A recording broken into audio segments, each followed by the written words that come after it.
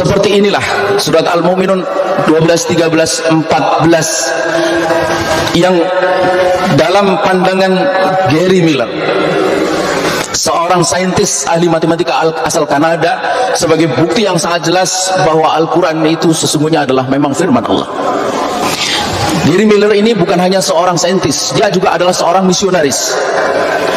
Pada tahun 1973, dalam usahanya untuk meyakinkan jamaahnya tentang kebenaran agama yang mereka peluk, yaitu agama Nasrani, dia melakukan riset panjang untuk mencari kelemahan Al-Quran. Apa yang kemudian dia dapatkan? Alih-alih dia mendapatkan kelemahan Al-Quran, yang justru dia dapatkan adalah kekuatan Al-Quran. Dalam risetnya itu, Gary Miller menjumpai atau membaca ayat 82 dari surat An-Nisa. Afala yatadabbaruna al-Quran? Apakah engkau tidak mengkaji Al-Quran? Tidak mentadabburi Al-Quran? Walau kana min indi ghairillah lawajadu fi ikhtilafan katsira. Andai Al-Quran ini bukan datang dari sisi Allah, niscaya engkau akan jumpai di dalamnya itu perselisihan yang banyak atau ikhtilaf yang banyak. Nah, Gary Miller, atau dalam pandangan Gary Miller, perselisihan Al-Quran itu bukan hanya antara ayat dengan ayat yang lain, tetapi antara ayat dengan sains modern.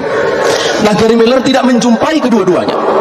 Dia tidak menjumpai di dalam Al-Quran ikhtilaf atau perselisihan antara satu ayat dengan ayat yang lain. Pun juga dia tidak jumpai perselisihan antara ayat Al-Quran dengan sains modern. Di antara buktinya adalah surah Al-Mu'minun ayat 12, 13, 14 itu, bahwa menurut ilmu kedokteran modern memang begitulah fase-fase pertumbuhan janin, mulai dari nutfah, alaqah, mudghah, idhamah. Coba sekalian, akhirnya Gary Miller ini pada tahun 1978, 5 tahun setelah melakukan riset panjang terhadap Al-Quran, alih-alih dia kembali kepada jamaahnya, yang terjadi akhirnya dia masuk Islam, berubah namanya menjadi Abdul Ahad Omar, karena dia sangat yakin bahwa Al-Quran itu adalah sungguh-sungguh firman Allah Subhanahu wa Ta'ala.